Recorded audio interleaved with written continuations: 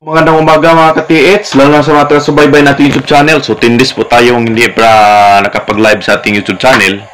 So, mayroon lang talaga akong mga ginagawa mga ka-TH. So, alam mo naman busy. So, maraming nagpapagawa ng mga humilocator. Marami din nagpapadeliver ng Tesla.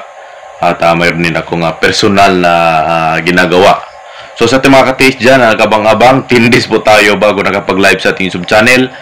So, sa observation ko sa ating mga ka-TH, marami po talagang katanungan tungkol sa mga sign nila. Mayroong mga hindi talaga sign na naghuhukay. Mayroon ding mga sign na naghuhukay na hindi naman dapat dyan maghukay. So, karamihang sign na nakikita ko na parang naguguluhan talaga ating mga ka-TH. Karamihan sa mga line, diba? Yung mga guhit sa bato. So, yung iba dyan kasi parang naguguluhan. So, ito po, i-discuss natin ngayon para mayroon kayong mga kunting idea sa ating mga ka-TH. So, ito po hindi talagang hula-hula lang. So, ito po ating discuss, ating ipabigay idea sa inyo. Ito po galing sa mga nakuhanan lang, di ba?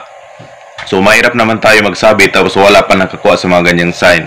Lalo na sa mga dalawang dot. So, mga possible na pwedeng target mo. Kasi yung mga dot kasi, yung mga tatlo, dalawa. Magkakaiba kasi yung mga dot na tatlo at saka dalawa. So, mayroong mga ibig sabihin. So, mayroong mga nakakuha ng ganyan. Pero iba-iba. Iba-iba ang mga kanilang details kung paano nila nakuha. So, bago sa lahat, i-shout out muna natin ang mga TH dyan from Nova Ecija, Nova Vizcaya, Camarines Sur, Camarines Norte, Maynila, sa ating mga ka-TH natin dyan. So, marami po nag-chat sa atin, lalo sa Baguio City. Tabuk, diba? Tabuk ba yan? Tabuk sa Camarines Sur. Tabuk, Minggit, mga ganyan. Marami nag-chat talaga sa atin. Marami din nag-uto-uto. So, karamihan sa atin, marami talaga nag-uuto ng mga ka-TH na di natin customer. So, marami nag-uuto. Alam nyo, hindi ako makasya sa bulsa nyo. Marami nag-uuto sa akin. So, sa ating mga ka-TH from Southern Leyte, sa ating mga ka-TH dyan, lalo dyan sa Tacloban, Masin City, Malitbog, Sugod, mga kababayan natin from Southern Leyte. Shout out sa lahat. So, lalo dyan sa Samar Leyte, so marami pa siguro dyan, no? So, kasi bihira lang mga restaurante nakapasok dyan. So, akit lang kayo sa bundok, marami kayo dyan makakuha talaga. So, hindi naman ibig sabihin na wala na, di mo masabing wala na, mayroon talaga. Hindi lang talaga bibinigay ang pagkakataon para sa'yo. So, mayroon kasing iba na parang minamadali lang talaga. Gusto na magic. So, shout out sa lahat from Southern Leyte. Lalo dyan sa Cebu. So, marami pong nag-chat sa atin sa Cebu. Lalo dyan sa Anpardo. Marami nag-chat dyan sa Cebu, Bohol. At shout out dyan na mayroon nagpapa-shout out dyan, dalawa sa from Bohol. So, shout out sa'yo. At Camotes Island. Lalo dyan sa Palawan. So, shout out natin mga customer dyan from Palawan. Palawan City, Masbate at saka Siquijor. So, kumusta? Capiz pala sa ating mga ka-TH dyan from Capiz. So, kumusta ating mga ka-TH dyan? Dito naman sa Mindanao, shout out natin ng ating ka-TH from Cagayan, Cagayan de Oro City. So, marami tayong customer dyan from Cagayan.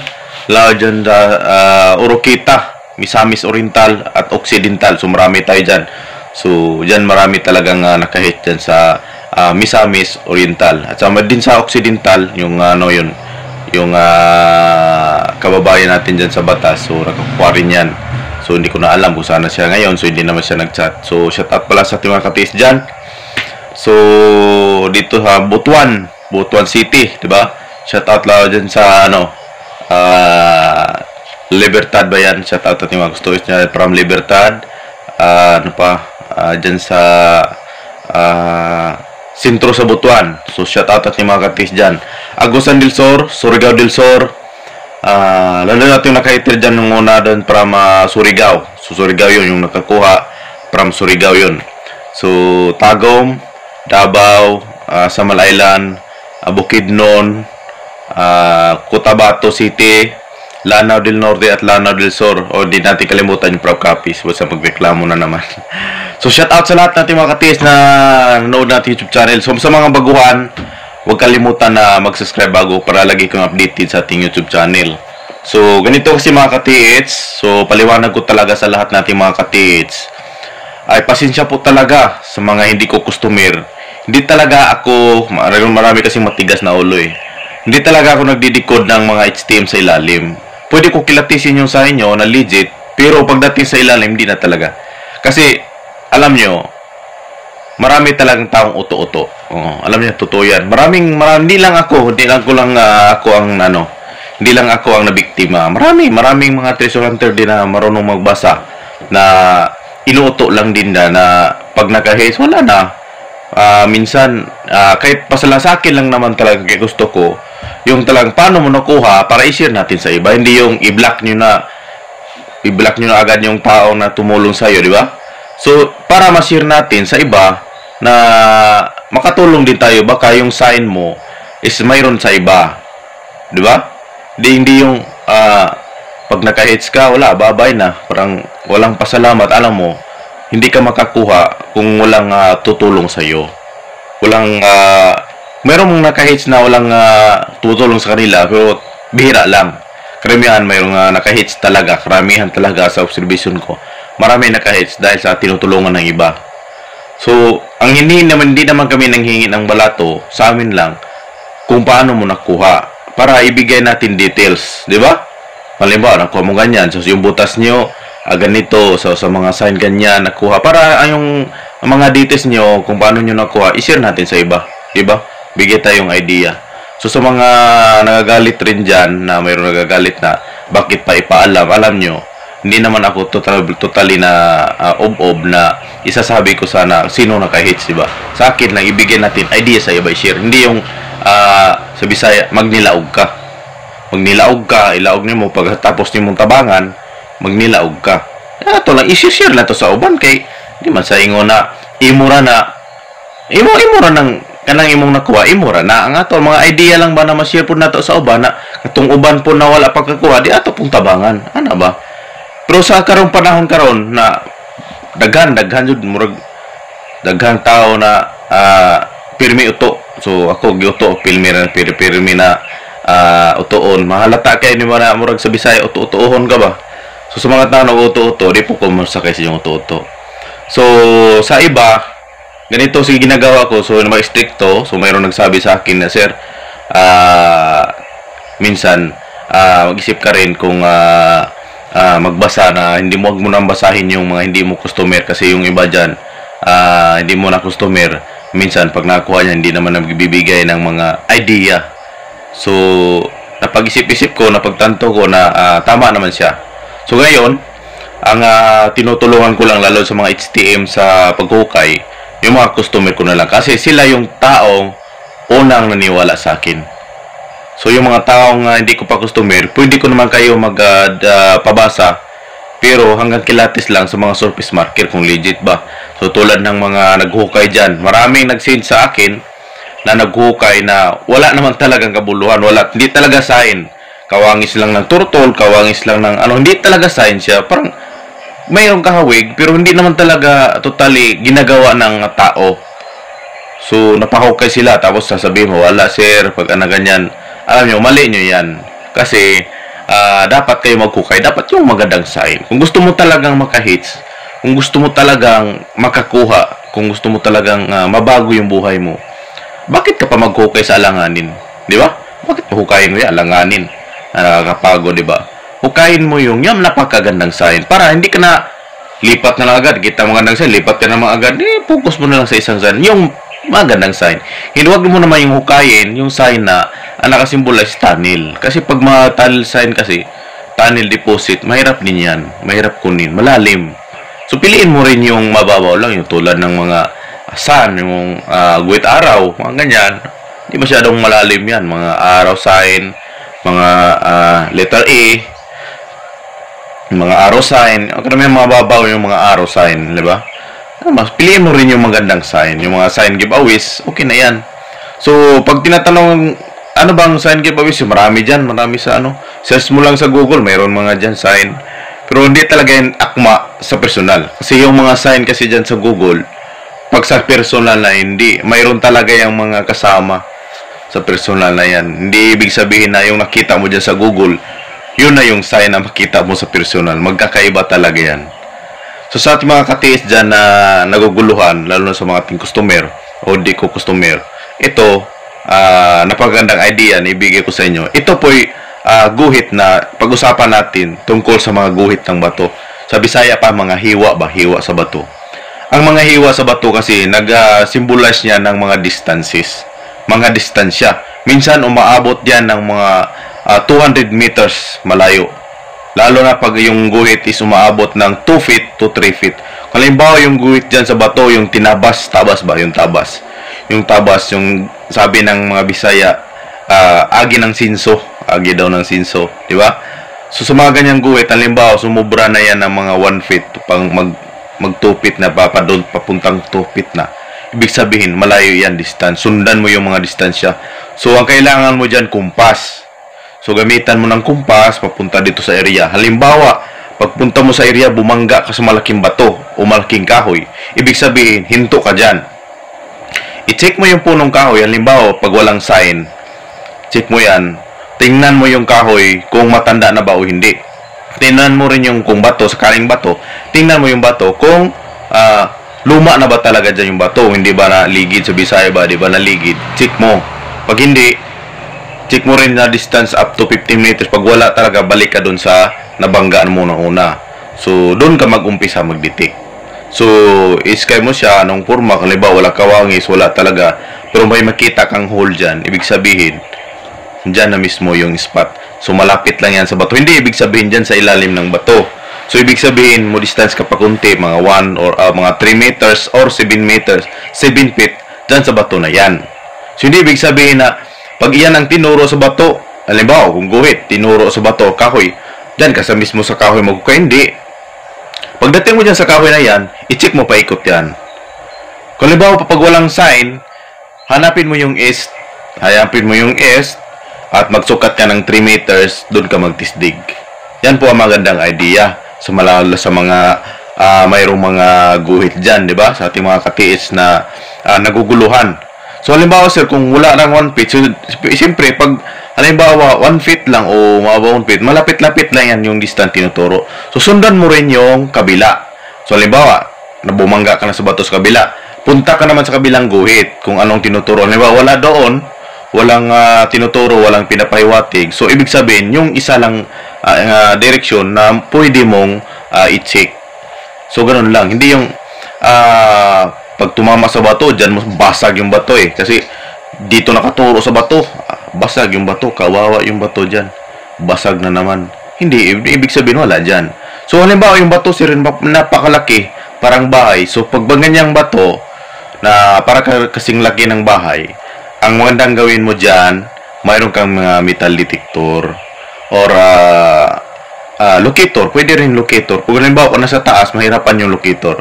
Pero mas maganda yung locator, metal detector or mayroon kang aura meter. Kasi pag malapitan yan aura meter, pwede yan. Pero halimbawa yung bato katamtaman lang, kasing laki lang ng multicab, ibig sabihin, distance lang sa bato na yan. Distance kakunti sa bato na yan, doon ka magtisdig. So, pag-usapan na naman natin kasi naguguluhan yung iba Naguguluhan talaga. So, minsan yung guhit, baba dyan sa bato na yan, dyan, butas. Mali naman talaga yung ginagawa nila. So, karamihan sa narinig ko nakakuha ng guhit is 200 meters doon umabot siya. Doon yan nakuha sa may sapa yung deposito. So, mayroon ding nakakuha sa mga guhit, pero ang distansya nun, dyan sa mga 35 to 36 meters, nakuha niya yung deposito. So, di talagang depende yan kung anong sa Bisaya, anong marumbuhan sa guhit ba. So, sa mga hole sign naman tayo, pag-usapan natin dalawang hole sign. Ang hole sign, nagpresenta yan ng direksyon din. O minsan, daan, mga dating daan. Kasi dalawa ang meaning yan Minsan, dating daan or direksyon, pwede siya, distansya. Pwede po siya, dalawang bato. Halimbawa, makakita kag dalawang hole. Ang una mong gawin dyan, huwag ka muna mag-detect. Sobrang excited ka Huwag ka muna mag-detect. Ang gawin mo dyan, i-check mo yung palibot. Sabi sa'yo ba, tanawa ang palibot, tanawa sa usay kalain. Halimbawa, nakakita kag dokabok bato, dagko kayo, nagkasunod. Ibig sabihin, mo na yung pasabot. Kasi ang meaning, mayroon kang meaning ang dalawang dati. Pag, halimbawa siya, naidokabok bato, ibig sabihin, doon sa bato na yon, doon malapit ang deposito, distance sa bato. Hindi talaga sa ilalim ng bato. So, pangalawang meaning, halimbawa, mayroong walang dalawang bato sa paligid, malaki. Ibig sabihin, target yan. So, distance.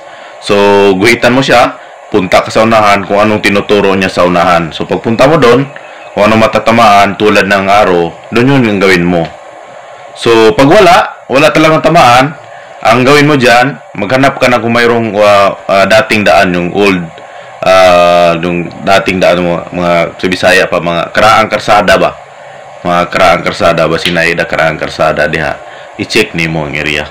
So, inanarap pasabot, dili kay, makakita kag sign, kalot ka sa tubangan na sign, di, dun ka makakuha. So, pagkakuha niyo na, wala pa kay gamit, tambagan pa ka, tabangan pa ka, napay matinumanon, ang kasagaran magod sa itong tisuhantir, manang may mong baser kay ngano nikalot na way wa man diha ang deposito gidagi kalot unya wa man pasabot sa sign tuara dito kung moingon pa ang sign kung makaistorya pa ang sign ba tuara man dito sir nganong diha magkanagkalot na kadugayan singon ipasangil kun nay gamit ipasangil sa gamit na pati uban na pati proto na pasangil na unsa man gamita mo man ni klaro ikaw ang way klaro kay gitagaan na kag meaning, gitagaan na kag symbol kung sa motor pa ba, kanay mga signage sa karsada na ba, bawal mo cross, bawal mo U-turn, ana ba, kung kabalo ka mo basa.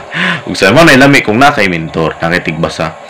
So sa ating mga katiis karon, ating customer wala pa po nababalita na mayroon nakakuha. Pero muna ay naghukay na lindot na ang iyang area.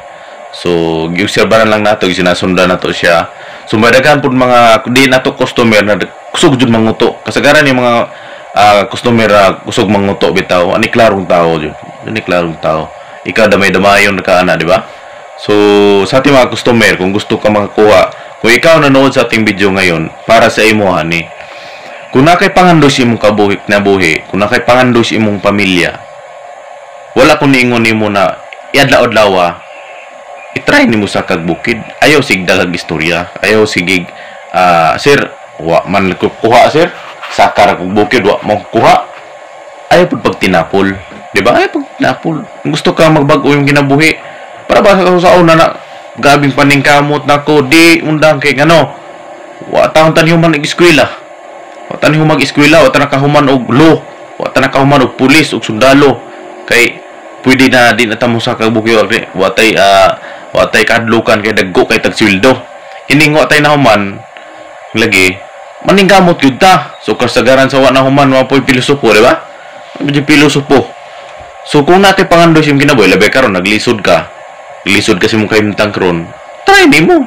O may mawa nimo ana kay mag-apply pero ang inmo lang ang among kuantambag sa imo lisod gud kayo mag-treasure kung kay gamit. Lisod kayo Moingon na oo, makanang gamit, okay naman na, ilad naman na, sa imo kung di ka mo to gamit, may problema na, di ba? Naaraman si mo kagaling maglisod kag dili, ikaw may naglisod, di man kami, di ba? So, manangingon na kung mukaon nga ka, kung magamit ka kutsara, pare sige nagjag tinidor. So, kung treasure hunter ka, kung nakay gadget sa ibabaw, dapat na po kay gadget sa ilalom. Ano, importante na siya. Ang locator, gigamit lang yun na panglukit sa area kung asa dapit ka maghukay, di ba? Ano gina kay ang singaw mo gud sa gold dili gina sa straight uban na nagmedyas nagsubay na sa asa ang humok na yuta asa ang backfill yung backfill ba ang humok ba kung asa na singaw di gina yung dang tungura mao na gyud na imong bagong tanan ang uban ana nakamedyas na siya minsan ang uban murag nakalitirway pa na siya di sentro ni ana ra dito skilid di pika skilid di singaw so ana na siya ang singaw mo kung nagipangita sa mga locator may po kana di makadetect ng locator di makadetect locator kung makaipalit ang di man narason na yung na di makadetect ng locator wala jud kay ipalit og locator di jud ka mabago sa kinabuhi kay puro ra man reklamo di ba puro ra magareklamo kami nagreklamo din ta sige di magreklamo sa wala sa kagbukid pasingot gamor gimo oray mo exercise ba sa kabukid kadugayan moigo jud ka kadaha mutuog kag sa dili kini ako dili ni hinambog moabot jud ang panahon makaigo gid ka lagi pagbaning kamot lang ka ayaw lang gid pag tinapulan kot-kot ra ka og tama sa tuhod undang na kay wa man kunoy sulod nanabay gilubong tama na sa tuhod may mag niagi ka atong 1950 kay mabaw kayo uban imor kuyot kot-kot uban na tulo upat ra ka dangaw makot-kot ra nimo natong sa una kay wala pa treasure hunter kay karon nga kadaghas treasure hunter. Ang uban marukoy kayo din magsaba. Makakuha as musaba bahala mas yung kinabuhi dia. Pobre mo kami dato na di ba? Wala uban. Pasalamat kini nami mga treasure hunter uban na mutudlo sa inyo ha. So maningkamot ta. Ang tambag sa inyo ha. Kung may locator ka, ayaw gamitin ang locator sa ilalom. Kung mo gamitin yung locator sa ilalim ng lupa. Di ba? So ang locator ginagamit yan surface. Pagdating sa ilawom, kung wakay kapalit ang metal detector, pwede na ka balik laura meter. Dagan kayo na maligya ka laura meter ya, pwede kang palit. Ana ra good. Sugal ganyang pag-treasure, pero ako kay kwarta. Ana ra. So salamat sa ating mga ka-TH ha. Nagsubaybay na YouTube channel. Kung ikaw baguhan ka, please subscribe para lagi kang updated sa ating mga video. So payo ko sa lahat, di po ako nagbabasa ng mga di ko customer pagdating sa hukay. Binabasa ko lang yung mga customer ko na yun lang binabasa ko. So kung hindi ka customer, magpabasa ka sa akin, babasahin ko yung surface sign mo. Pero pagdating sa ilalim, pasensya po talaga. Yun lang ka-TH, maraming salamat at God bless po sa inyo. So good luck.